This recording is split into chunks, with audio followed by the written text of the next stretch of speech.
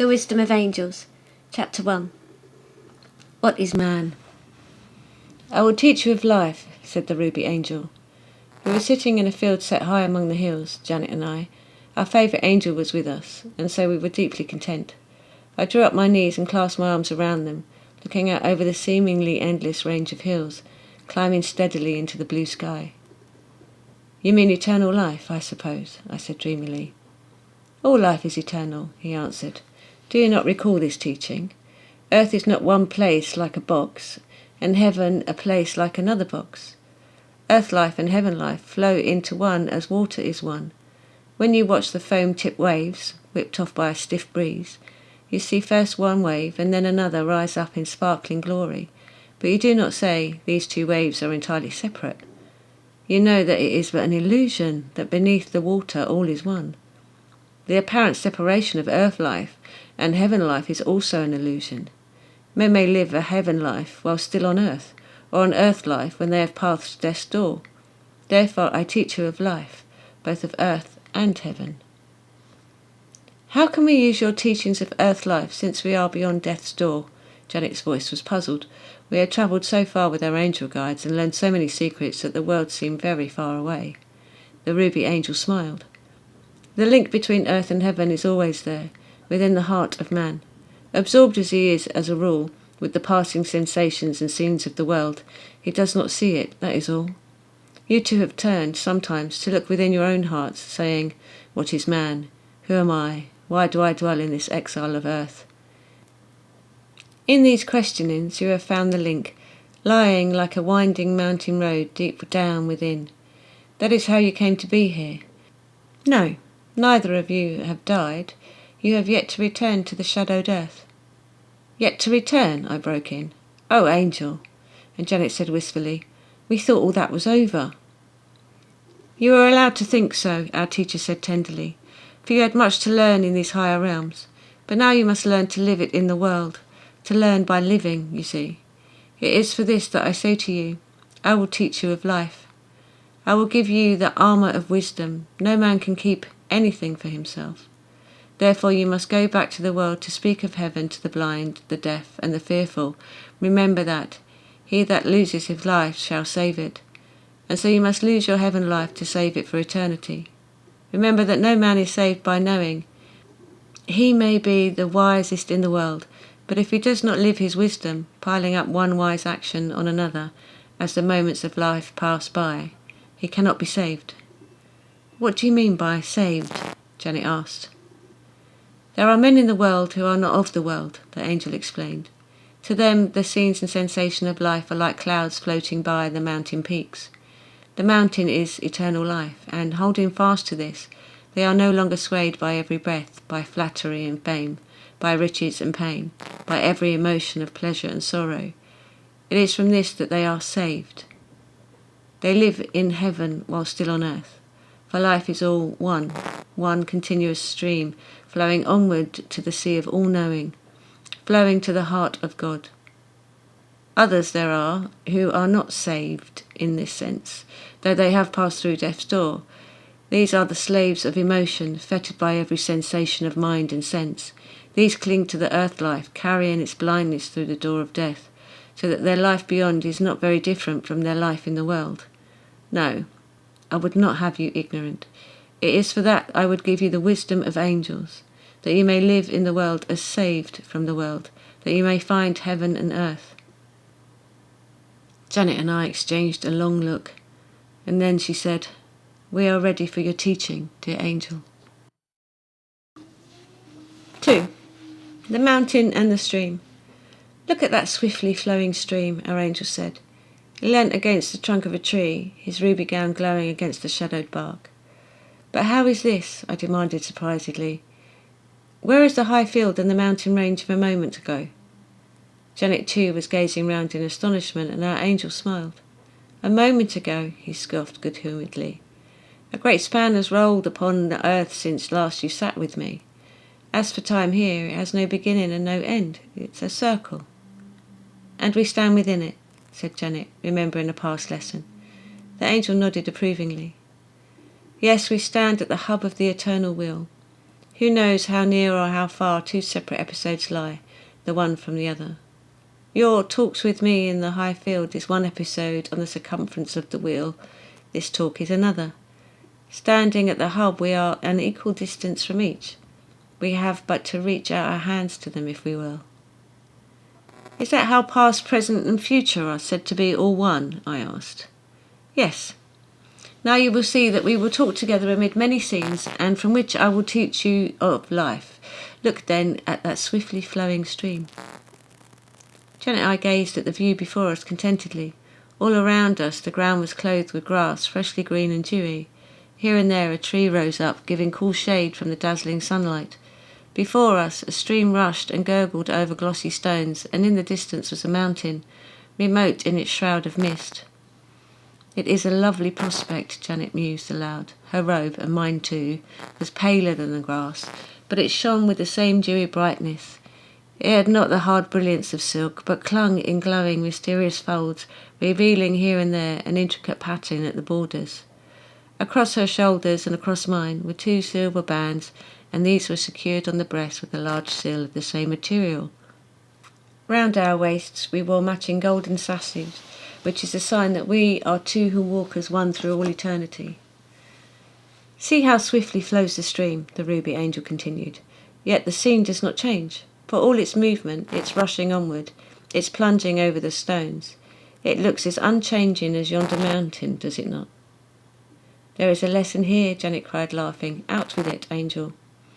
Our teacher, who was so wise and so exalted a being, did not take exception to this familiarity. He merely smiled at us. Yes, there is a lesson to be learned. I want to teach you through the pictures in Mother Nature's book, so that in your earth life you may be reminded of the wisdom of angels with every changing scene. How wise is that? I was musing delightedly about the armour that angel was to give us, and quite looking forward to using it on earth. Men are so eager for activity while they live in the world, continued our teacher. They rush here and there, doing this task or that, seeking first one distraction and then another, engaging in endless talk. Oh, how they talk! He broke off to share a smile with us. If the words of men were recorded and could be reproduced at the end of even one day, what triviality would be revealed? So men live, constantly engaging their senses, never pausing a moment to ask why they are living, or for what cause these same senses are given them. Apart from the necessary tasks, their time is wholly taken up with action. And the result? They are as unchanged as the scene before us, as unchanged as this stream despite all its movement, as unchanged as this mountain despite all its stillness. So you want to turn us from streams into mountains, I chuckled. Something like that. I want you to realise how useless much of the activity of earth life is. As I said just now, some of it is necessary, but the majority of life is wasted in action that has a dual purpose, to distract the mind and to attract the admiration of others. It does sound empty, Janet admitted. It is, said our angel, adding emphatically, Oh, my children, learn to be still, learn to value time and earth so that activity can result in inner growth. Do not seek always for outward distractions. Look within and judge your soul growth. See if you have gained something eternal from your day's activity. Every little action of earth, if performed consciously for this purpose, can result in growth within. Look again at the scene before you. You can see no change, but you know there is change. The trees and grass grow. The stones of the stream are worn away by the action of the water. The clouds drift over the face of the sky, or cover and uncover the mountain peak. Seasons come and go, bringing their own changes. Learn from this. Let all the little actions that are necessary each day of earth life be used consciously to attain inner growth. In time, that inward change will reveal itself, as when the seasons change. Remember, do not engage in earth actions blindly. Use them for soul growth. The angel fell silent, and I said, That reminds me of some wise words I read once. Abstain from all action except to acquire merit. Our teacher turned quickly. Yes, it is wisdom. At first sight, this teaching appears to encourage laziness, but not so.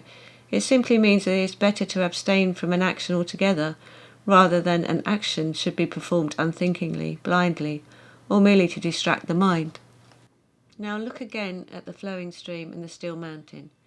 Though outwardly you must act like the flowing stream while in the world, inwardly you must remain still and aware, like the mountain.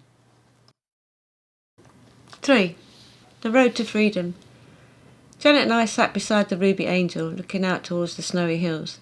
There was a tang in the air, the wind whistled among the bare branches of the trees at our feet, and then rushing up the hillside swirled icily about us. The grass on which we were sitting was crisp to the touch. Here and there green patches broke through the crust of snow. I took up a handful of the sparkling crystals, pressing them between my fingers, and then letting them drop to the ground. "Why is it," Janet asked suddenly, "that although there is this wintry scene all around us, we are not cold?" "That is queer," I broke in surprisedly. "Why, I'm absolutely glowing, and we have on the same robes too." Our angel teacher smiled, making no reply, and in a sudden inspiration I cried, "Why, that is the question you wanted us to ask."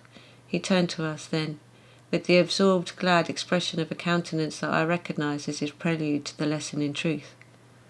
Yes, this is the illustration I have chosen from Mother Nature's book. Janet moved nearer to me, leaning her shoulder against mine so that she could watch our teacher's face. "You do not feel the cold," he continued, "because you are on a higher plane. If some travellers passed this way, they would be unable to see us, although the scenery would be perfectly clear. You yourselves can touch the snowy grass, yet you are raised to a slightly higher vibration, so that, while feeling the chill of its touch, you are not chilled." Once more Janet and I ran the snowy crystals through our fingers. We did not speak, for we knew our teacher had more to say, and presently he went on. "This is a symbol of the life of freedom that is possible for a man on earth. While he lives among the crowd, unthinking and careless, he is attuned to all that is the lowest in the physical realm. The sensations of earth life sweep him here and there, first delighting him, then angering him again, soothing him or paining him. His feelings of the moment, his circumstances and the moods of those around him are all important to him. His happiness is wholly rooted in these things. But the man who withdraws from the crowd, who reasons for himself and who looks for wisdom in the simplest examples of life, begins to learn mastery over himself. He learns to say no to the demands of his lower nature, to school himself by reason instead of by being led by feeling. Gradually he rises above his lower nature so that his circumstances, the moods of others and the sensations of life no longer have their sway over him. He begins to free himself." "Do you mean that he no longer feels these things?" Janet asked. Our angel turned swiftly towards us, his face kindling. "No, that is a mistake so many make. They see a calm man, uncontrolled, refusing to be swayed by every sensation of life, and they think he has become frozen, wooden, unfeeling. They know no other state than that of being led by every emotion and swept by every sensation. They think the mastery of the lower state means the killing of all powers of feeling. Foolish ones! Did they but know, such a man feels more keenly, both in joy and in sorrow." "I think I knew this," Janet said, and I added, "but we like to hear you make it quite clear." "Yes," he said, smiling, "and it is such an important lesson that it can bear repetition. What has happened is this. The man, by schooling his desires, is no longer living wholly in the lower world. Instead of being led by emotions, he is guiding himself by reason. Even his reason has made a submission to the dictates of the soul, and this in turn prostrates itself before the shining spirit that is in him. Know you not that you are the temple of the living God, and that the Spirit of God dwelleth within you?" "How does he begin to acquire this blessed freedom?" I asked, pressing my foot absently into the snow. "Look," said the Ruby Angel, "you have answered yourself. See how you have pressed out the snow under your foot so that it bears the imprint you have made upon it. Man does this with his emotions.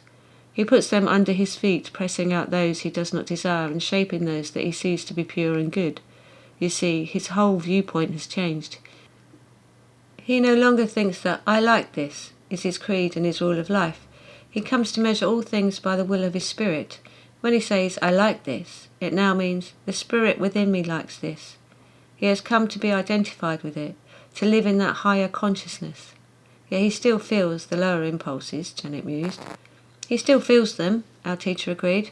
"Think for a moment of a baby who sees the first time the golden dancing flame of a candle. The child is fascinated by it and fervently desires to touch the attractive object. He straightway stretches out his hand and then draws back with a cry of pain. Now what happens? Gradually the child learns to curb this desire, to put it beneath his feet. He still thinks the flame is pretty, but his desire to touch it no longer moves him, for he associates it with pain. Instead of being led by his desire, he guides himself by his reason. This is the truth of every lesson of life. How very clear that is, I exclaimed gratefully. Yet how blind the worldlings are, sighed the angel. Instead of letting a few such lessons teach them the way to freedom, they go unwaveringly, drawing from life countless pains and persisting in learning every separate lesson by the bitterness of experience. They argue that if they want to do a thing, it is sufficient reason for doing it, and so they live blindly, the slave of every desire, reaping in bitter pain and disillusion what they sow with so much carelessness. The man on the road to freedom, however, is not so insensible to the allurements of the world. He knows the pleasures of the senses, but he will no more submit to their mastery of him than the child will again put his hand into the candle's flame.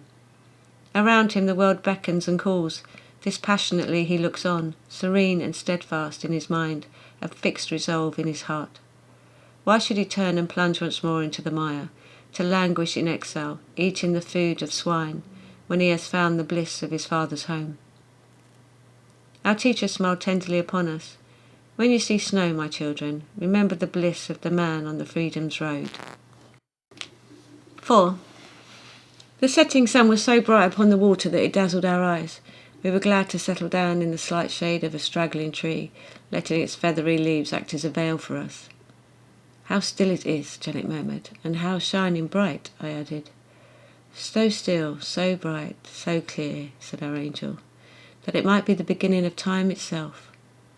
We sat for a while in deep content, and then the angel said, I'm going to tell you a story.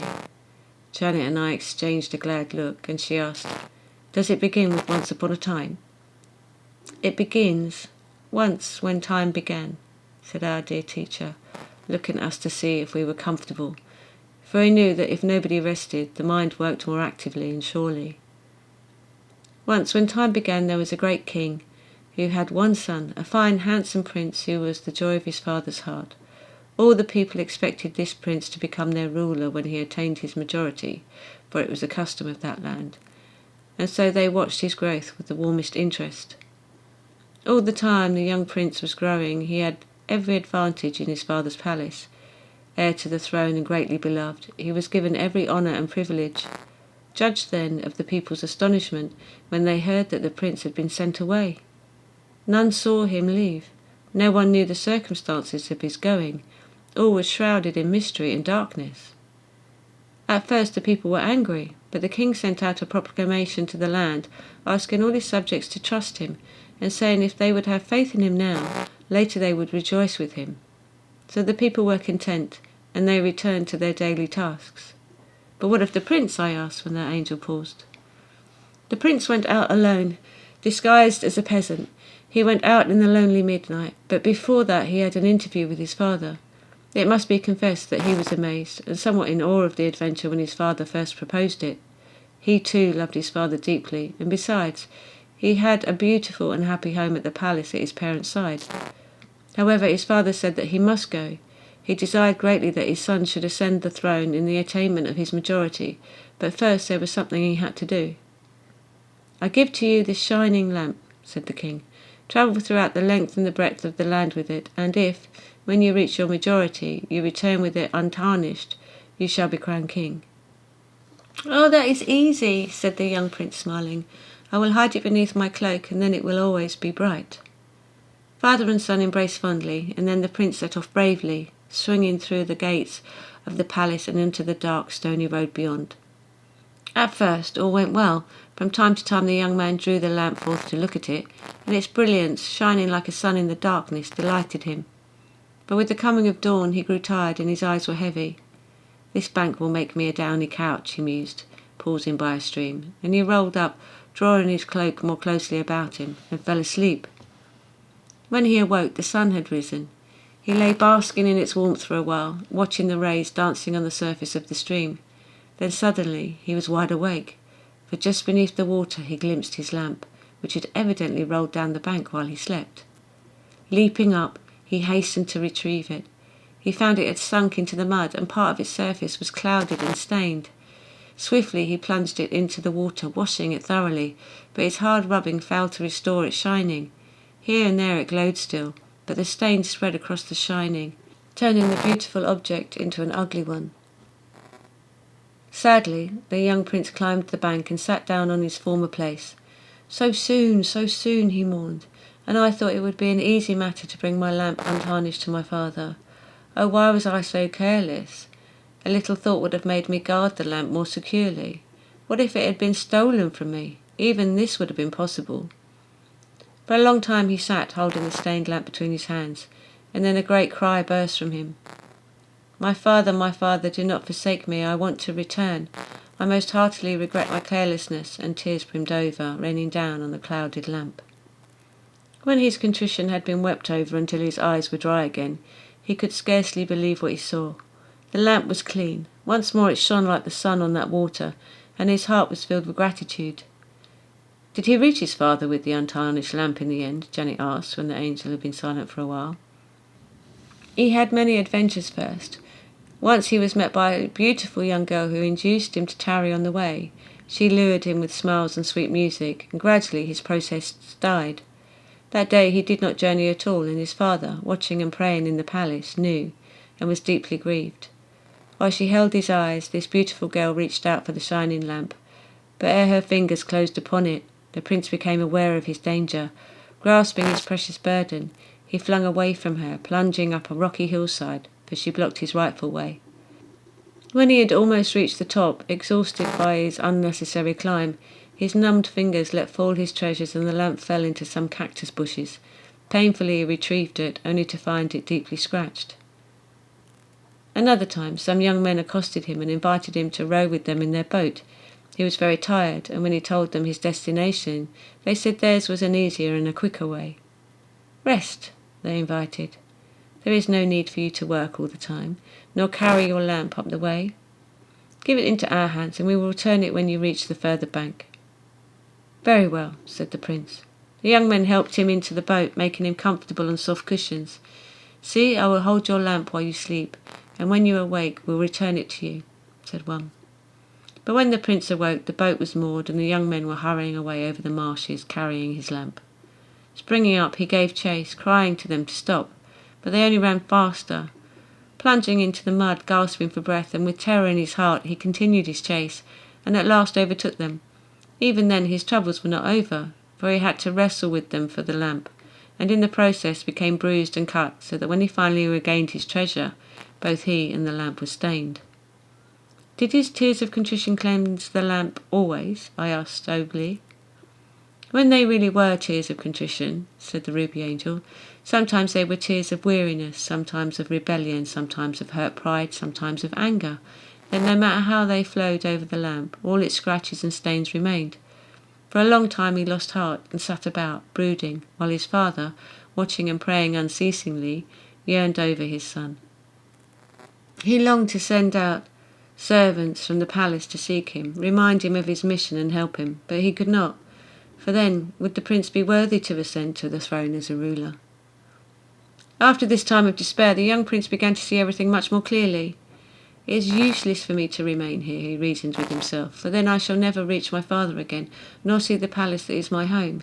It is useless to weep tears of anger or hurt or pride or rebellion or weariness, for these will not cleanse my lamp. But how can I weep the tears of contrition if I do not feel contrite?" He pondered for a while, and then an inspiration came. He decided to think of other princes sent forth on a similar mission. In his mind's eye he saw them overcoming all temptations and returning at last with an untarnished lamp. In imagination he saw the delight of the father, the jubilant welcome, the tumultuous joy of the people over whom he was to rule. He visualized the fond embrace of the father's arms and the loving greetings of the mother, and suddenly the truly contrite tears were flowing, cleansing the lamp from every smallest stain. So the prince continued his way, and now his journey was one of gladness, for although his lamp sometimes became stained through lack of watchfulness, he was so grieved that the tears of contrition flowed instantly, making his treasure bright again. And at last his journey ended. He was a man, and his lamp was untarnished. He stood at the palace gates. How his heart beat with joy as the servants ran to open them, how swiftly he strode within, and how warm was the welcome he received. Kneeling humbly, he delivered the untarnished lamp into his father's hands, and the countenance of his father-king shone with pride and joy. "My son, you have returned to me," he whispered, and so the father and son were reunited. There was a long silence when the story ended, and then Janet murmured, "I think I understand. But you tell us, dear angel." "My children," our teacher said solemnly, "when you see the sun, always remember the shining lamp, for this is the symbol of the soul." Chapter 5. The First Intention. The wood was green and cool and silent. Janet and I sat on a fallen log, enjoying the softness of the vine twining so thickly over its surface. How long had we rested there? It was difficult to say.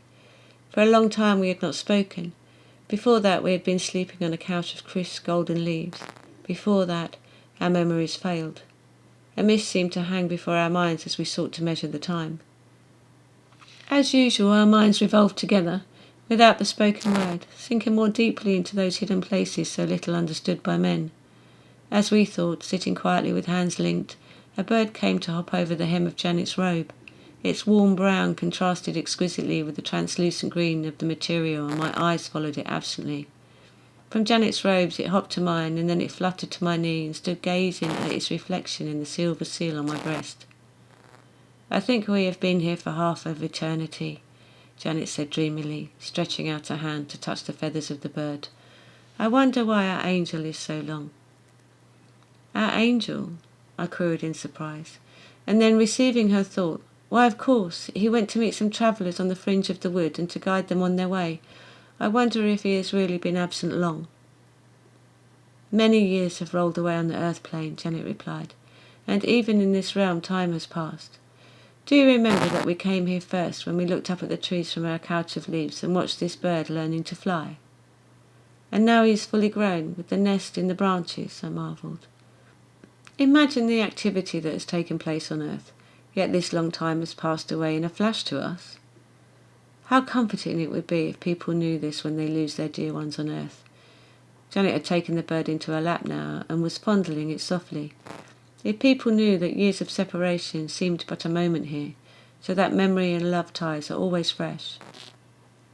We felt silent again, and my eyes wandered over the scene. Here and there the sun filtered through the leaves, dappling the ground and the paths wound among the tall trunks. The music of birdsong came and went entrancingly. Presently the sound of voices came to us. We looked up expectantly and then sprang to our feet to greet our ruby angel. He came swiftly into the little clearing, his robe splashing the brown trees and fallen leaves with brilliant colour. Behind him came a tall young man robed in golden brown, whose shoulders were crossed with purple bands and sealed on the breast with bronze. His skin was smooth and creamy, his hair long and curling under the nape of his neck. His eyes were deeply blue, the gaze clear and straight. "This is Derek," said our angel.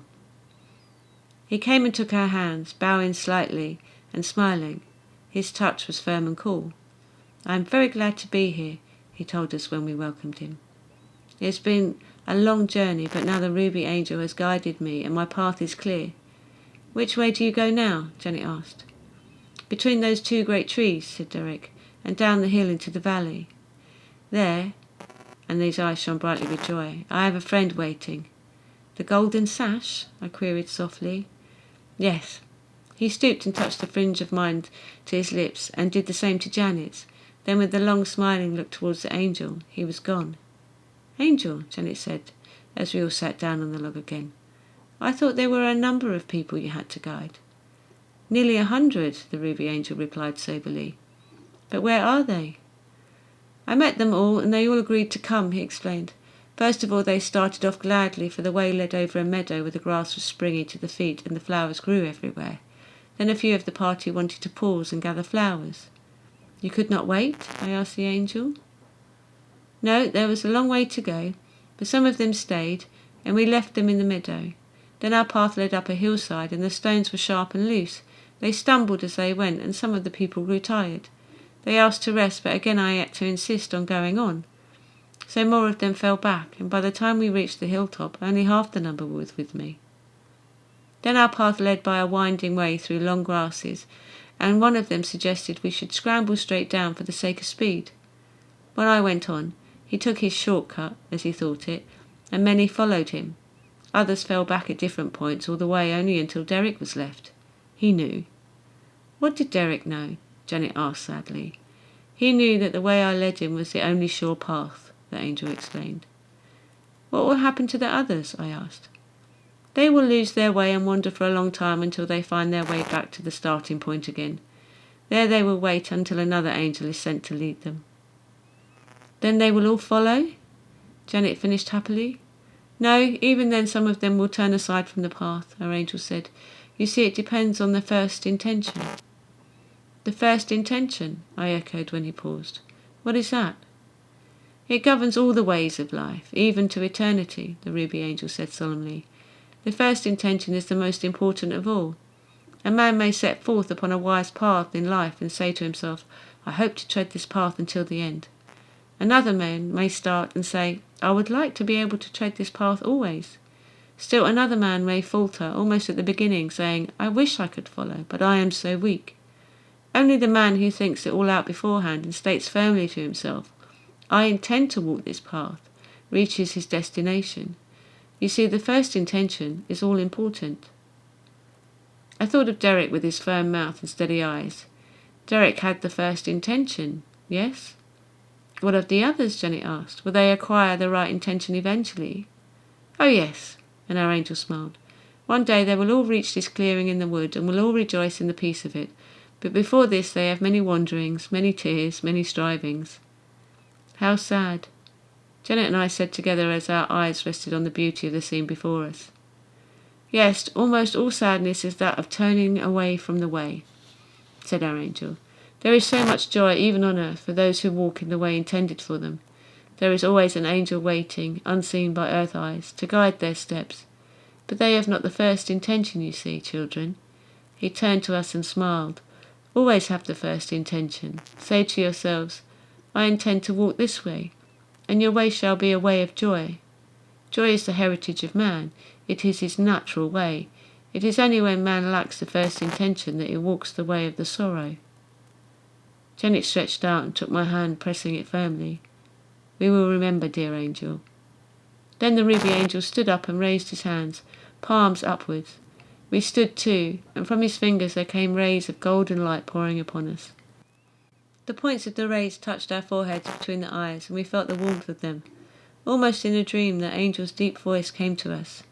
May your wills be strengthened, he said solemnly. 6. People and flowers. After the ruby angel had given us his blessing, he seemed to fade away out of our sight, as he had done so many times before. We sat again on the log, silent and awed, yet with that radiant joy within our hearts, which we knew so well in heaven's realm. The warm touch between our eyes lingered, seeming to sink deep down by a golden channel to some well of strength within. In the wood the leaves stirred in the slight breeze, revealing their undersides of silver and fawn and gold. The little bird came back, bringing his family of young ones, who hopped over our bare feet and made play with the fallen leaves. We were deeply content as the moments fled by. Sometimes we talked of our angel teachings, sometimes we watched the movement and colour of the wood, sometimes we talked of earth so far away, so unreal to us, yet still dear. Then we rose together and looked into the narrow path just ahead. We both knew that the ruby angel was calling, and we longed to find him again. The trees grew quickly here and met overhead so that it was very dim and cool. Here grew shining ferns and little fragile plants which loved to grow in shadow. Here the bright eyes of rabbits looked out from the burrows in the hedge while their young played in the long grass with the baby squirrels and birds. As we went further along the path, we began to glimpse many lovely colourings in the distance, and we knew that angels were there. However lovely the robes of the people of heaven's realm, those of the angels are still more beautiful. They have a luminous, ethereal quality which cannot be described. This wonderful shining reached us between the closed, packed trunk of the trees, and as we approached, the rays of light pierced the dimness of the path and dazzled our eyes. As we drew near, also, we heard the wondrous music of angel speech. Sometimes the words of angels cannot be heard at all by man. Sometimes when they are talking to newcomers to heaven's realm, their tones are almost human, except that they are always sweet and clear. But when a group of angels are gathered together of many degrees, they have a special language, which each one can understand, but which is as foreign a tongue to the ears of man. From a distance this speech sounds like music.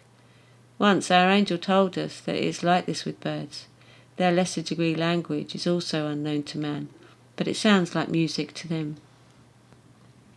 A few steps in brought us to its little clearing, and we had the chance to pause and veil our eyes with a drooping bough of vine leaves, because we were dazzled with the light and the colour pouring forth from so many angels. Some were sitting beneath the trees on the edge of the clearing, obviously lost in contemplation. Some were walking up and down, speaking together. Then, growing accustomed to the light, we saw the babes. The baby angels wore the slightest of gauze tunics in pastel shades, and their wings were pearly, folded down so that the tips reached barely to their waists. They were running hither and thither, picking flowers. Some of them had such large bunches that their little fingers could hold no more, and they were forced to put them on the grass to await collection later.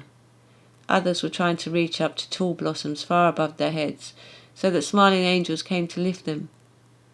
As we watched, the ruby angel came to us and put a hand softly upon our shoulders in greeting. "Would you, too, pick some flowers?"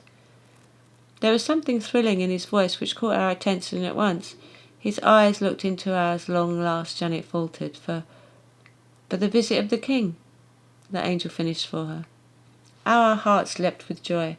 "Oh, let us pick some quickly," I exclaimed, starting to enter the clearing. "Shall we be in time?" "There is plenty of time," our angel said firmly. "Always remember that in heaven's realm there is always time." He turned and led the way down another pathway, so that to follow him we had to leave the angels. But were we not to gather flowers for our beloved? "Bless the Lord, O my soul," sang Janet, lifting up her voice for joy. "Bless the Lord, O my soul, and all that is within me. Bless his holy name." We all joined in as we walked down the path. The angel added many more praises of his own. "Bless our King who reigns forever, bless him to eternity." And to each was added the first verse which Janet had begun. "Bless the Lord of love and truth. May he live in all our hearts. Bless the Lord, O my soul, and all that is within me. Bless his holy name." No doubt we would have continued our singing for much longer than this had we not reached our destination. The angel suddenly paused and, throwing wide his arms, cried, "Now pick your flowers." We both gave an involuntary gasp as we gazed at the scene before us. Field after field of blossoms stretched away to the horizon. Not only were there flowers of all colours, but all seasons too. There were masses of tall flowers bowing to the breeze, and thousands of short sturdy blossoms lifting up their brilliant hues to the sun. There were flowering bushes and trees, gay vines and creepers, tiny plants with fragile stems such as we had seen in the shadowed pathway everywhere. As far as the eye could see they grew, and the air was filled with their perfume. Here and there people walked about, bending lovingly over the plants. There were young and old, I noticed, men and women, and all wore flowers in their hair or girding their waists and wrists. "Who are these people?" Janet asked. Her voice was light and muffled, for she always awed by the beauty of flowers. "These are the gardeners who tend the gardens of the king," our angel explained. "It is their chosen heaven. Now," he added, "pick your flowers." "Any of them?" I asked. "Will the gardeners mind?" The ruby angel laughed. "It is their joy to see people come for the flowers." For a long time it seemed we wandered there. Then the angel helped us pick, and we soon had as many as we could carry. Janet chose tall flowers, lilies, lupins, goldenrod, daisies, and many others. I chose little flowers, pansies, primroses, violets, marigolds, because I thought the baby angels would like them. When at last we returned to the clearing, we found the angels working busily in a wide avenue of trees close by. They had bound great bunches of flowers to tree trunks so that they looked like decorated pillars of a cathedral when a festival was near. The babies had lined either side of the avenue with their massed blossoms, leaving a broad green pavement in the centre. We offered our flowers to one of the workers and watched as the work progressed. "What a pity they will fade," Janet said. Our angel looked at her in surprise. "Have you ever seen dead flowers here?" "No," we said together. Flowers do not die, he explained. They return to their natural element and become part of the tree trunks or the grass or the soil in time. Flowers only fade from sight, you see. Gradually, as we watched the completion of the decorations, people had been gathering in a group at one end of the avenue. Janet and I began to feel very thrilled. With that silent awe we had experienced so many times before, everyone seemed to share it, for all at once the angels stood silent still, and all seemed to listen for a familiar sound. It came at last. The silver notes of the trumpets. Our king was on his way. And then the brilliant light flooded the opposite end of the avenue, and we fell upon our knees. He came slowly towards us, but so unlike an earthly king. He was robed in creamy white, and there was no covering of any kind upon his head. When he drew near, the baby angels ran to him, and he knelt to gather them into his arms. They touched his cheek with their fingers, and he smiled upon them. Then he greeted the tall angels, walking among them as brother to brother until he reached the waiting group amongst which we stood. How gracious he was! How familiarly we dared to touch his hand, to press against his shoulder, to smile into his eyes. We were all Johns, whom he loved in that wondrous hour. Oh, if men of earth would but see his lowliness, his nearness to the heart of man, how willingly they would follow him. For he is not an august and terrible personage. He is but the manger babe grown to manhood.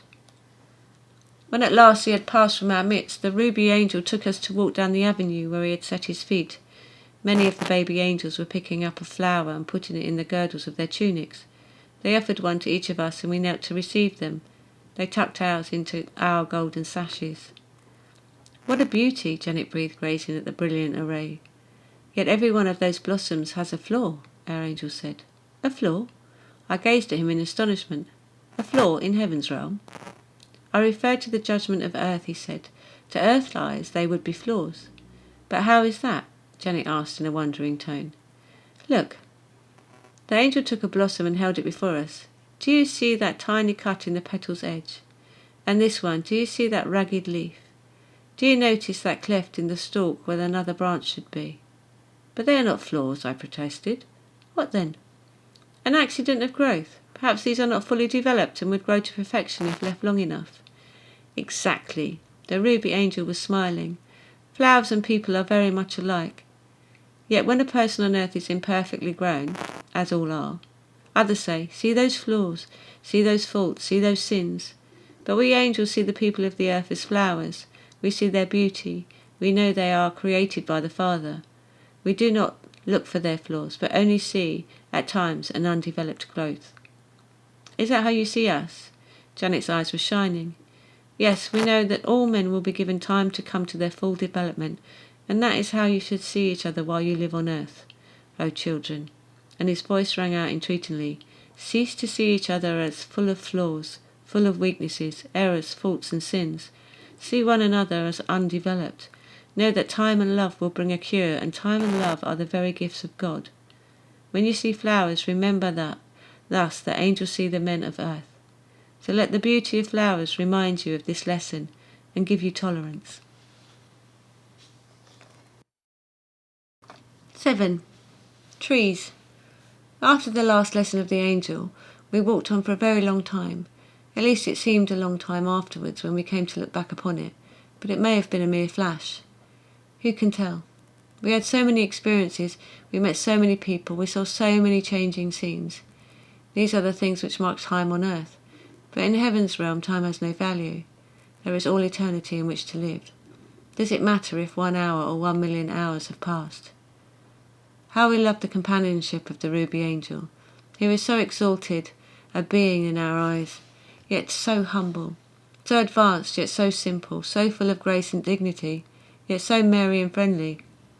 We were aware too of our opportunities in having the personal teaching of this angel, and resolved between ourselves to store up all the wisdom that we could. Sometimes he would go away for a while to make contact with other angels or to meet other people. At these times we would talk over his teaching or ponder it silently. Sometimes we would go to visit friends whom we had met when we first came to heaven's realm. These visits were particularly pleasurable and often surprising. Bertram, who we had last seen attempting to impress others with his worldly dignity, we found working as a helper in the Hall of Children. He was robed much simply in plain brown with a cord about his waist, and he went about smiling and serene, choosing the lowliest tasks he could find. The children loved him, clustering about his knee and calling him Bertram brother. It seemed to us, as we watched his happy service, that he was fulfilling some deep inward urge in this humbling himself. It was certain that he could not have been more content had he lived on the highest plane in heaven's realm. Arthur, whom we last saw in the Hall of Books, we found in the Hall of Music. We did not attempt to speak to him, for he was absorbed in music played by an orchestra in one of the great rooms overlooking the gardens. A man who was there said that his self-expression had been satisfied in the Hall of Books, and that now it took the form of music. The music being played was his own composition, and one did not wonder at his absorption when one heard the beauty stealing forth. We sought Richard everywhere without success, and afterwards our angel told us that he had reached a plane beyond us just now, but that he would come to visit us later on.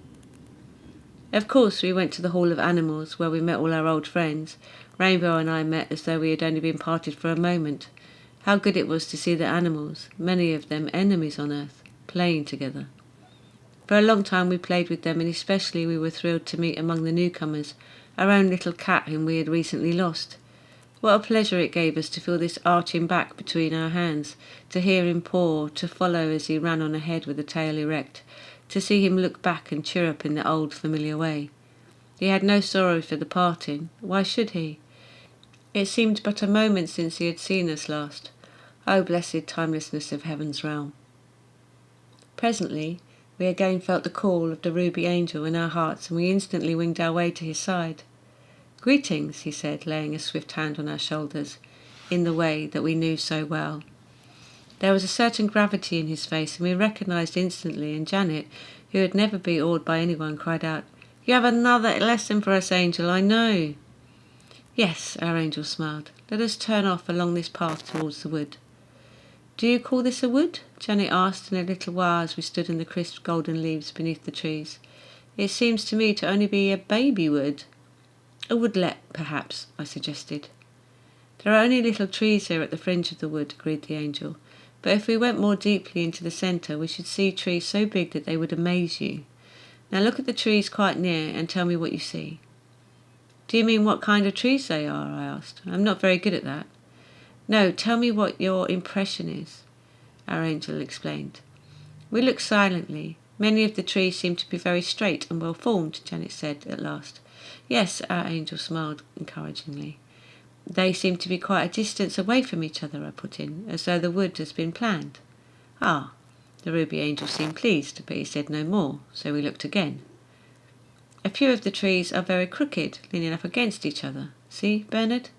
Janet turned to me, indicating one tree in particular which leant against another, and twisting itself round the other's trunk. It was very much misshapen. "That is the lesson," our angel said. "The lesson?" We were puzzled, but the angel only laughed. "No, think for yourselves.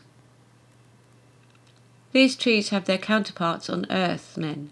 Did you not say the wood seemed as though it had been planned, Bernard?" "Yes, because most of the trees are standing alone, having plenty of space to grow in." "Oh," I exclaimed as the truth kept into my mind.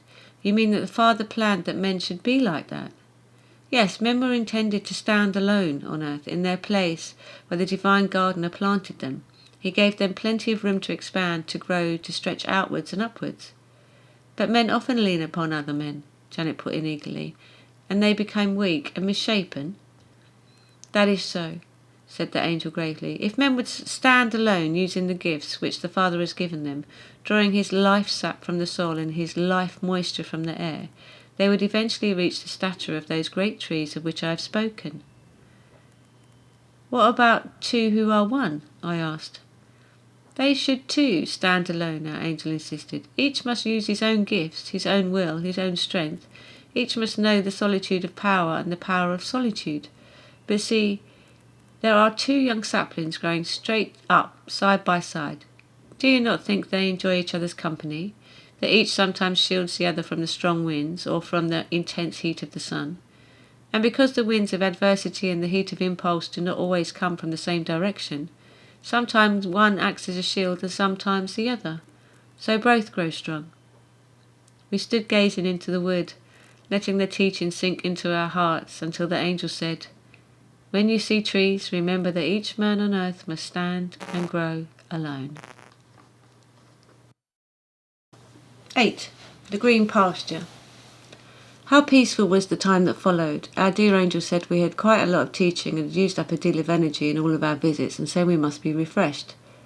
We shall visit the Garden of Serenity and walk a while in the green pasture, he said. Oh, where is it? Janet cried eagerly. It sounds delightful. It is here, said the angel. Here? I echoed. But we are in a wood. Surely this cannot be the Garden of Serenity, not yet the green pasture. No, yet nevertheless it is here. Remember, Janet murmured. The space does not exist in heaven's realm. When you appear to travel on wings from place to place, you do not in reality move at all. It is merely that other plane unfolds, as though through a veil rolled back. On this very spot, there are planes upon planes. Scenes upon scene is revealed to a million souls. On this very spot, where we are now standing, there are great deserts seemingly empty of all life. There are many halls thronged with souls upon the social plane of progress. There are towering mountains and swift-running rivers and animals noisy at their play. That is why people of earth are so foolish when they mourn the loss of loved ones, thinking them departed an immeasurable distance from their ken. They are here, for heaven's realm is the eternal here and the unending now. Yet they should not mistake the thinking that because a loved one is near, he is bound to earth and the consciousness of earth. He may be far, far removed in consciousness, soaring up to realms of splendour. Yet the lonely one has but to cherish a simple faith in his heart, and that faith will act as a link by which his love may reach to the one beyond the veil, and the departed one's love may come down to him. What a long speech, I commented, smiling at the ruby angel. I should think so, Janet echoed, but the angel knew how interested we were. Let us go to the Garden of Serenity, he said. Again we felt that strange sensation of winging. We seemed to be lifted up, and the wood appeared to grow small, gradually fading from our sight. And then we were in the garden. It is all green, Janet breathed. And so it was, smooth green lawns swept away, far beyond our sight. Green trees, so thickly clothed as to almost hide the trunks, stood in long avenues on either side, and the sun, pouring down, sent deeper green shadows over the grass. A tiny stream rippled over mossy stones, making with the sun a touch of silver and gold among the green. As far as the eye could see, and this is a very great distance in heaven's realm, there was nothing else. As we began to walk, the angel said softly, The Lord is my shepherd, I shall not want. He maketh me to lie down in green pastures. He leadeth me beside the still waters. He restoreth my soul.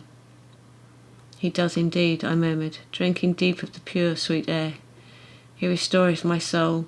He restoreth my soul. The words seemed to float into my mind, to echo in my heart, and I knew that the same thing was happening to Janet. Presently, I asked, If there is no travelling in heaven's realm, how is it that we are able to walk?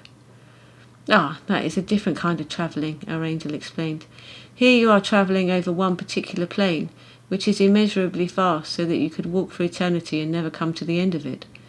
But when it comes to travelling from one plane to another, you have but to stand still, for one plane is superimposed on the other. I see, we both said, dimly understanding. As we had been walking, the trees had ended, the stream had wound away out of our sight, and we had come to a vast meadow. This is the green pasture, said the angel, answering my inquiring look. Let us sit down on the grass a while. We shall crush the daisies, Janet cried regretfully, but the angel reassured her. They will spring all right up when we move. For a long time we sat there, breathing deeply and looking at the vast field of tiny white daisies, nodding in the breeze. Then, as we gazed, the minute shadows from the setting sun grew longer, and each flower slowly closed its petals into a crimson-tipped cup. I wonder why the daisies close at eventide, Janet murmured. It is to preserve the life of the Father, which comes to them from the light, the angel said. How truly they are named the day's eyes. Sweetly, softly they close their petals, treasuring in their golden hearts the life power which the day's light has brought. All through the dark hours of night they live upon his power, and then when the eye of the day opens once more, they too open to receive more light. Janet and I picked a daisy and regarded it attentively, with renewed interest. Then the angel's quiet voice came to us again. Thus it is when humans sleep, and thus it is when the time comes to die. As sweetly, as softly, when the day's eyes closes for another soul, the Father's life is gathered to that soul's heart, and when he opens his eyes to another day, lo, the world is beautiful, the sun shines, the Father's light pours down upon him, and all is well. So when you see the daisy, remember that sleep and death are one, that sleep and death are but the closing of the day's eye. 9. Degree of dignity. Let us go now to the place of trees, the ruby angel suggested. It is time you attained to the degree of dignity. Oh, what is that? I asked, while Janet turned her face to his. Our angel smiled. I cannot help seeing the picture in your minds. You think of gowns and mortarboards and solemn gatherings and massive books. You are right, Janet laughed, and I must say the picture somewhat daunted me. I never was very desirous of such things. Nor ever would I sit still long enough to study, our angel interrupted in his turn. Where is the place of trees? I asked as we began to move away. I thought we had been there already. No, you saw some trees, but this is not the same thing at all. This is a place where newcomers receive a definite power. Janet and I could not repress a shared smile. Newcomers? It seemed that we had been here for untold ages. Our angel, however, only walked on, saying composedly, Yes, newcomers.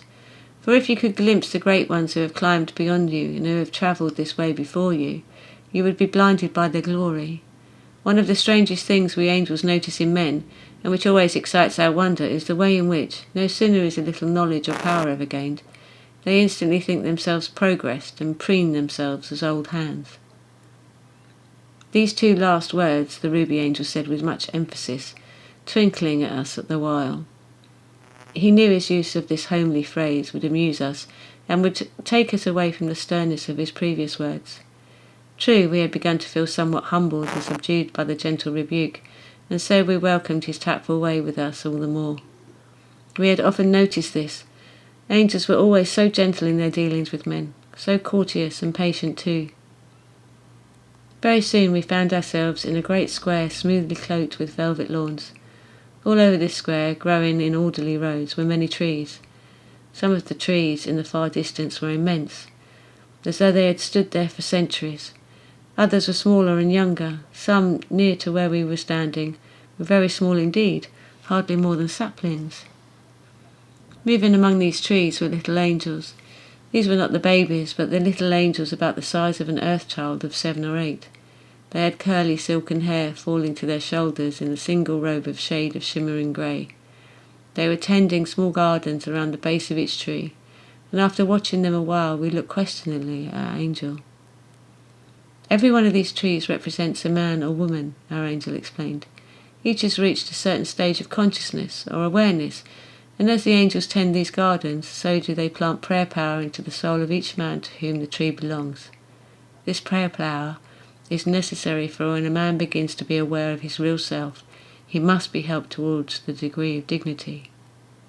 What is the degree of dignity? I asked.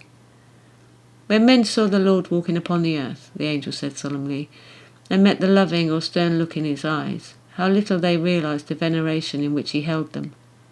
Veneration? Janet and I queried together. Yes, for he saw each one as the tabernacle of the Most High. He saw the spirit of his Father within each. He felt the pulsing of the divine life deep down in every human heart. And so, in worshipping his Father, he could do naught else but generally venerate the God in man also. This realization of the God in himself and the God in all others is a degree of dignity. No man is quite the same after having once glimpsed this reality. At first the realization is faint, and so the trees are small, but as it grows in power, so do the trees grow, because the growth in man is the direct result of the prayer power of the angels. These little ones love to tend the flower gardens and to pray. For them, praying is happy and an expression of singing, dancing or playing upon a flute. What a lovely service, Janet breathed. She and I seemed to have grown in stature since we had come here. We were conscious of strength, of an upspringing from within. Our hearts were singing, and within us were sounding, solemn, intimate, almost caressing words. My son, thou art always with me, and all that I have is thine.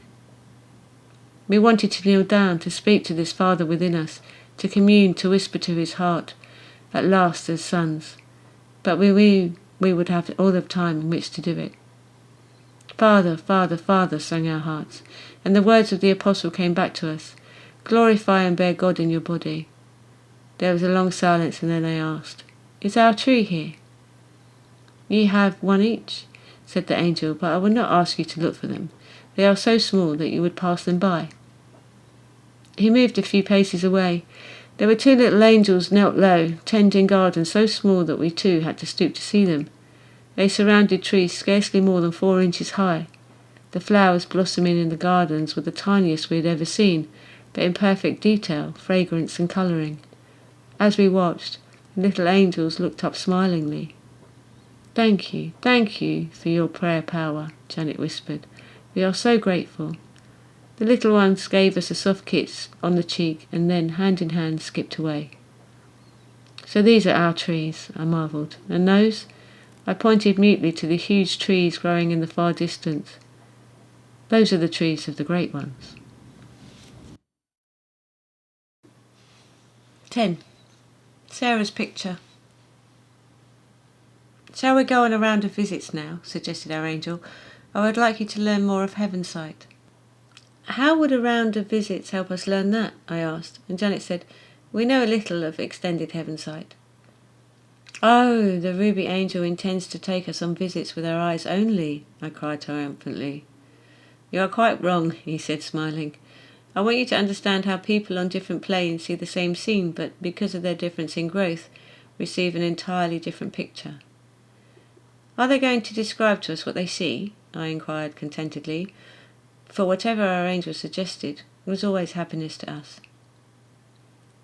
As we had been speaking, the scene around us had been fading away, and as though evening had come rapidly upon us, I knew that this was not so, but that we had been winging our way into another hall or plane. Sometimes we moved with such rapidity that it was neither walking nor running, nor was it flying, but then the limbs would be still. In our present progress, our feet were moving slightly as though in a slow walk, and yet our bodies felt so light that I think they were raised slightly from the ground. With every step, however, we were propelled a dozen or more, and yet most smoothly and effortlessly.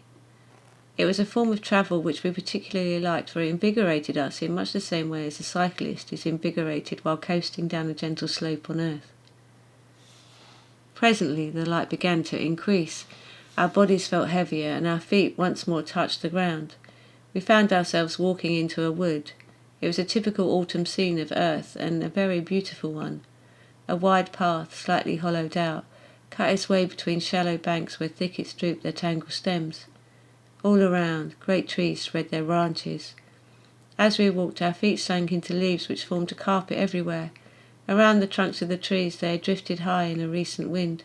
Here and there were patches of bracken mellowed to many flaxen gold and copper hues, and there were ferns too. Some still green, others withered to a dark brown. A little to the right of the path, the ground sloped to a river where the boughs of the trees leaned down to touch the water as it washed over the boulders about 5 foot below. We paused as we entered this peaceful wood, for Janet and I have always loved a wood at autumn time. We saw that some of the trees were already almost bare of leaves, that others had a few coloured ones still clinging to them. Some were quite well clothed, and others, the evergreens, stood in all their splendour, with here and there a bunch of crimson berries to brighten the whole picture. How lovely it is, Janet breathed, and then we saw the woman coming towards us. She came slowly along the path with bent head, a graceful woman of middle age and middle height with lines of sadness in her face. Her arms hung loosely, her shoulders drooped. She was a picture of weariness and woe. We advanced to meet her, for Janet's tender heart was touched at once. Then she lifted up her eyes and saw us. "Are you two all alone?" she asked abruptly. "They told me I should see my friends and that there were angels here to help me. Angels, she broke off scornfully. There is not one to be seen. But, I began, glancing instinctively towards the ruby angel beside us. He quickly shook his head, and I realized that the woman could not see him. At the same moment I caught sight of another figure, an angel robed in silver grey, hovering close to the woman and looking at her with sad, yearning eyes. "Are you lonely?" Janet asked, gently. "Lonely?" the woman echoed. "I have not met a soul for ages." She broke off again, laughing harshly. "Did you hear that? A soul. We are all souls here. All souls. No bodies, no food, no company. It is hateful." "How long have you been in heaven's realm?" I asked, sitting down on a log and motioning to her to sit beside me. Janet sat on the other side of her, and the two angels withdrew together into the wood. "Long enough," she began.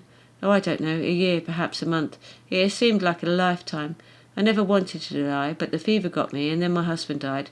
That made me feel a bit better when I knew I was going to. At least we could be together, if there was any hereafter, which I doubted." "How many doubt that?" Janet cried. "How could they imagine they could die and cease to be? Life is life, it cannot be death," I added. "I have heard all that," Sarah said. Of course she had pressed her name upon our minds, but she was not aware of it. It was true, of course.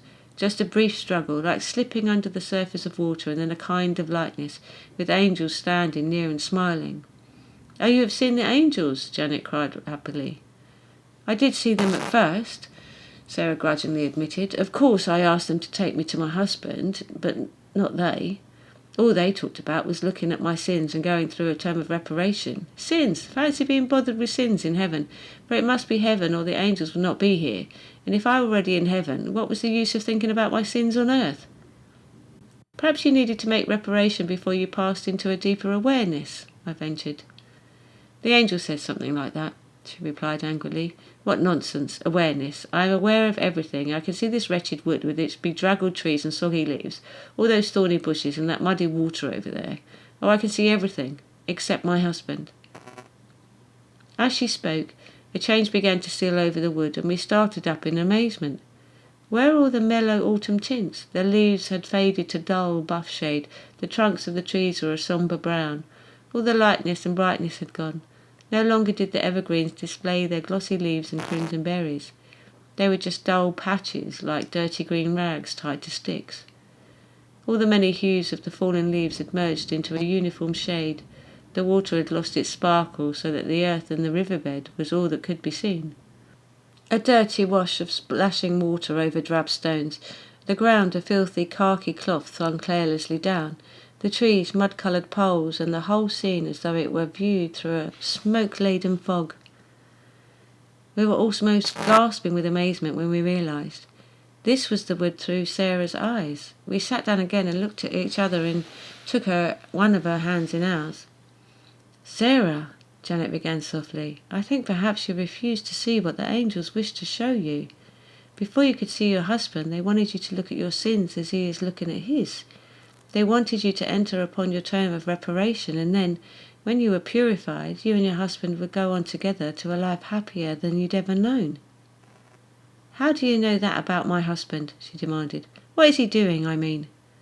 "I can see." "Oh, you can see everything," she exclaimed angrily. "I can see nothing." "That is very true, Sarah," I said. "You have refused to see what the angels wanted to show you, and now you can see very little. You are closing your eyes to truth. If you continue in this way, for thought is creative, you know, you will gradually lose your sense of sight until you will be in complete darkness." "Oh, no," she cried in terror, clutching our hands. "Not blind, not blind." "You are making yourself blind," Janet explained. "Blind to your sins, blind to the presence of your angel." "Do you mean I can stop going blind if I wish?" she demanded. "Tell me." "You can regain your sight by desiring to see the truth," I told her. "As I have said, thought is creative. Think humbly of your angel guide. Desire to see him, and to see that which he will show you, however unpleasant it may be. See in desire, and you will see in reality." "Oh, I do desire it," she cried piteously. "I do desire to see everything, especially my angel." She broke off, gazing around her. "Why, this wood is not ugly after all. The sun has come out. Oh, how it shines on the water! And look at all those pretty colours. Why, what are those colours between the trees?" She stood up, gazing, and then out of the trees came 2 angels. The ruby angel waited, but the grey-robed one came towards her with opened arms. His wings rose up protectingly. His face was smiling in gentleness. Sarah gave a sob and rushed forward. She ran into those outstretched arms. The angel folded his arms and his wings around her with a gesture of infinite tenderness. His strong, calm face bent over hers while she leant, sobbing, on his breast. With his own hair he presently dried her tears, and then they walked on, the angel enfolding her with his strong arm. We just caught a glimpse of her radiant face as they turned more deeply into the wood. "So be it," said our ruby angel solemnly, "and God shall wipe away all tears from their eyes, and there shall be no more pain, neither sorrow nor crying." 11. The Place of Great Souls. We sat in silence for a while after Sarah had departed with her angel, thinking that our next visit would soon begin. But presently the ruby angel pressed upon our minds that he would give us further teaching before this took place. It had no particular bearing, he explained wordlessly, on the visits, and yet he knew we had reached a plane of consciousness where we could understand. When a man reaches a state of understanding, he ended, now speaking aloud with his firm voice, then we angels regard it as a command. In the early stages of man's life in heaven, it seems to him that the angels are the masters, however gentle they may be. In reality, this is not so. We angels live to obey the commands of men, although these commands are almost always given unconsciously. As soon as man is ready for knowledge, his inmost soul cries aloud to the angels for this to be given to the conscious mind. Hearing this soundless, though piercing cry, we hasten to fulfill the command. Thus man's needs govern all of our intercourse with men in this realm. "Have we, then, cried soundlessly to you?"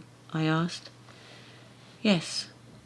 The ruby angel sat down, drew up his knees, put his arms on them, and then his face within his arms. He then folded his wings as a shield around him and was very still. Janet and I sat down beside him, leaned our backs against mossy tree trunks, and waited. As we looked idly at the beautiful scene before us, it seemed to blur and fade as though we were travelling in a slow vehicle at twilight.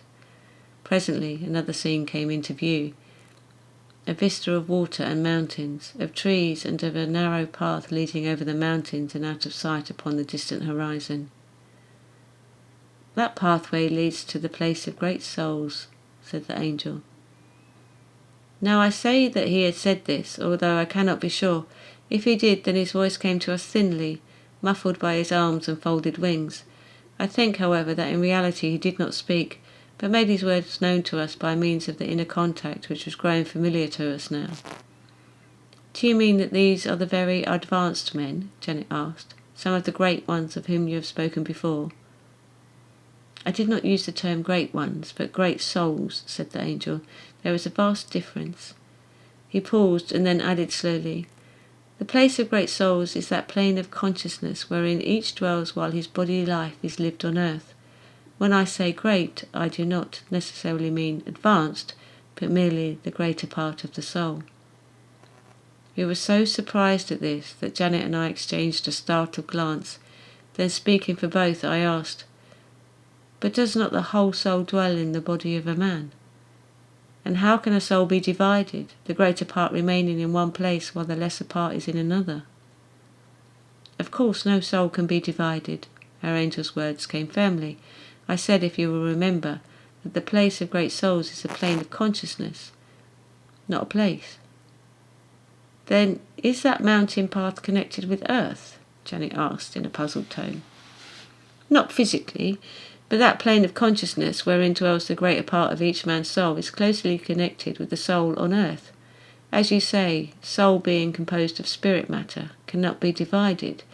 There is a constant link between the lesser part of man's soul, dwelling in his body on earth, and the greater part dwelling in heaven. Along this link flows the power and the wisdom." He broke off, leaving us to meditate a while. We were amazed at his words. It seemed to us, then, that a part of man ever dwelt in heaven, and that only a lesser portion of his soul remained in a man's body during his earthly life. It was a stupendous thought. "Yes, what a comforting thought," our angel pressed upon our minds. You see now that man is not nearly so small, so helpless a being, and so cut off from heaven as you once imagined." As he spoke, I realized that this knowledge had been growing within us for a long time, coming to us in little touches and glimpses, yet not strongly enough to be recognized fully. "Man," said the ruby angel solemnly, "is a soul possessing, as it were, hands. He himself, while dwelling in the plane of consciousness of heaven's realm, puts forth a lesser part of himself into an earth body, as though he put forth a finger and gently touched here and there, investigating, seeking, exploring." If the greater part of himself lives in heaven, how is it then that he does not know this while on earth? Janet asked. "The hand of a man has no consciousness of its own," our teacher said. "If it hurts, it sends a message along the nerve wires to the brain of a man. It has not, however, a consciousness of itself. It does not think, 'I am a hand,' nor seek to act independently of the man. Although I have used the hands for a simile, the comparison is not as close as that. The lesser part of the soul in man certainly has no consciousness of the greater part, but it has a consciousness of itself. It acts independently of its greater part, its elder brother. The whole purpose of religion is to bring the lesser part into closer relation with the greater part. Much of Christ's teachings to men of earth referred not only to their need to follow him as their elder brother, but their need to seek and follow that narrow path within themselves which leads to the greater soul, their own elder brother." "Narrow path," repeated Janet. "That is familiar." "Enter ye in at the strait gate and the narrow way," quoted the angel. "Ask and ye shall receive. Seek and ye shall find. Knock and it shall be opened unto you. The kingdom of heaven is within you." Again he paused, and then, "What did this all mean except that there is a narrow path within man where, following, he may come into contact with his greater self? That when he has found this self, he is born again. That contact with his greater self confers on him such great powers that they are looked upon as unearthly miraculous. Consider the gifts of the disciples of Christ when they spoke with the tongues." He paused again, and I murmured, "It seems almost too wonderful to believe, almost as though it were irreverent to think this." "Sons," said the angel, "sons of God and co-heirs with Christ. Did not the Master himself speak of this truth? When the disciples marvelled at his wondrous works, did he not say, 'And greater works than these shall ye do'? Greater works even than the works of Christ himself. Why? Because he was to go from them to his Father. Hitherto they had thought of all their power coming through him, but he taught them to look within themselves where they would find the path to the kingdom of heaven. If he did not leave them, they would not seek within themselves. Know this. All initiation into great powers, all possession of great gifts, is merely that the initiate or gifted one has found the pathway to the place of great souls. He may not be conscious of it, he may have but brief glimpses of it, but truly he steps for a moment on that path and receives a little of the power from his greater own self, his elder brother." "It seems a stupendous thought still," I confessed. "Sometimes," the ruby angel continued, as though I had not spoken, "the greater soul is referred to as the angel in heaven. This does not mean one of us, the guides and teachers and ministers of heaven's realm. It means the greater soul of man. In children, this hidden pathway in the soul is more open than in man, because as men grow they block the pathway with many obstacles of unbelief. For this cause it was said of children, 'Their angels in heaven constantly behold the face of the Father.' How could it be otherwise? If the angel of a child constantly beheld the Father's face, would not the angel of man do likewise? But this angel was the greater soul." "It's wonderful," Janet breathed, seeking to make this truth her own. "The parable of the prodigal son had a higher meaning, you see," our angel teacher explained. "The son who went forth from the Father was the lesser part of the soul which left the greater part in heaven and went down the narrow pathway into the earthly body in the process which men call birth. There he forgot that he was a great being, Son of God and co-heir with Christ. He forgot that this was his lesser soul and that his greater soul dwelt in heaven, heir of heavenly gifts and heavenly powers. After much pain and anguish he remembered. He went back through the narrow way and found again his greater soul. This was symbolized by the raiment of his Father that he put on him. And then once more he came face to face with his father, he embraced him, and he was received once more back into the kingdom. "O sons!" Suddenly the ruby angel sprang up, throwing his arms up in a wide gesture. "Never forget the place of the great souls.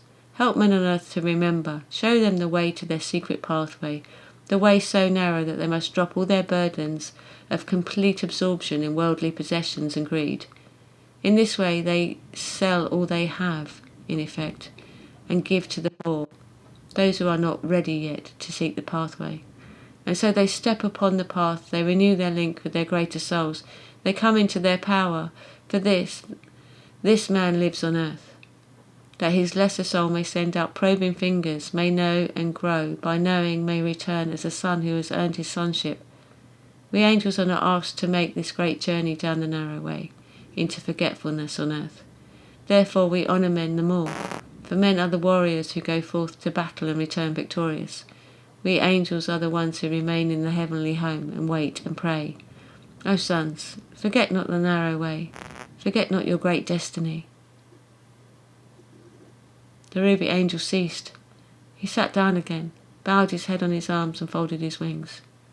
And there followed a great calm.